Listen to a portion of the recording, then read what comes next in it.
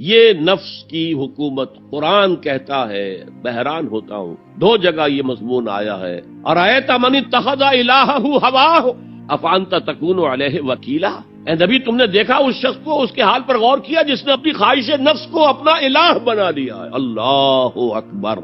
الہ، لا الہ الا اللہ، کلمہ توحید کا مرکزی لفظ یہاں آ رہا ہے۔ من اتخذ الہہ ہواہ، جس نے اپنی خواہش نفس کو اپنا معبود بنا لیا، الہ بنا لیا۔ افانت تکون علیہ وکیلا، کیا آپ ایسے شخص کی کوئی ذمہ داری لے سکتے ہیں؟ سود حرام ہوا کرے جی، حرام ورام، ہمارا دھندا جو ہے وہ آگے بڑھ نہیں سکتا، تو اللہ کے حکم کو پیچھے ڈالا، نفس کے تقاضے کو آگے رکھا۔ کون معبود ہے آپ کا؟ نام عبداللہ رکھیے، نام عبد الرحمن رکھیے، ہے عبد النفس، نفس کے بندے، نفس کے غلام۔ یہ میں نے یوں سمجھیے کہ جیسے میں نے ہجرت اور جہاد کی ڈیفینیشنز کی تھی۔ ہجرت کا بیس کیا ہے؟ پوچھا گیا ایو الہجرت افضل ہو یا رسول اللہ، اے اللہ کے رسول بتائیے سب سے اعلیٰ ہجرت کون سی ہے، افضل؟ فرمایا ان تہجر ما کرہ ربک، ہر اس چیز کو چھوڑ دو جو تمہارے رب کو پسند نہیں۔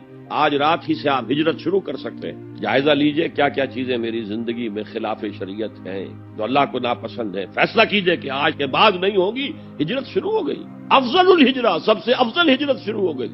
لیکن ٹاپ پر لے جائیے تو یہ ہجرت جب اللہ کے دین کو قائم کرنے کی جدوجہد اس مرحلے پر آ جائے کہ اب باطل کے ساتھ ٹکراؤ ہے اور اب چاہیے کہ ساری قوت ایک مرکز پر جمع ہو جائے، ہجرت فرض کر دی گئی۔ وہ ہجرت گھر بار چھوڑ کر، اہل و عیال کو چھوڑ کر، اور مکے کے بھیڑیوں کے رحم و کرم پر چھوڑ کر اپنے گھر والوں کو، جو لوگ ہجرت کر کے آئے، حکم تھا۔ ہجرت مدینہ فرض تھی، ہجرت حبشہ فرض نہیں تھی، صرف اجازت تھی کہ جن سے سختیاں نہیں جھیلی جا رہی مزید وہ چلے جائیں۔ تو ہجرت کا یہ ابتدائی نقطہ، انتہا یہ۔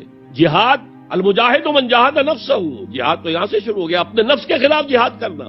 صبح نفس نے کہا ابھی سو جاؤ، آپ نے نفس کی بات کو رد کیا، اپنا کمبل اٹھا کے پھینکا، اٹھے، وضو کیا، نماز کے لیے آپ مسجد چل دیے، آپ نے جہاد کیا نفس کے خلاف۔ یہ افضل الجہاد ہے، اور سب سے چوٹی اوپر یہ ہے کہ جب وہ حق و باطل کی جنگ ہو تو جان ہتھیلی پر رکھ کر میدان میں حاضر ہو جاؤ۔ اسی طرح یہ جو شرک فی الاطاعت ہے، میں نے آپ کو اس کی ابتدا بھی بتا دی انفرادی سطح پر۔ افرأیت من اتخذ الہہ ہواہ افانت تکون علیہ وکیلا، کیا تم نے غور کیا اس شخص کی حالت پر جس نے اپنی خواہش نفس کو اپنا معبود بنا لیا، الہ بنا لیا، کہہ رہا ہے لا الہ الا اللہ، لا الہ الا اللہ، لیکن الہ تو اس کا نفس ہے۔ اب اس کو انتہا پر لے جائیے۔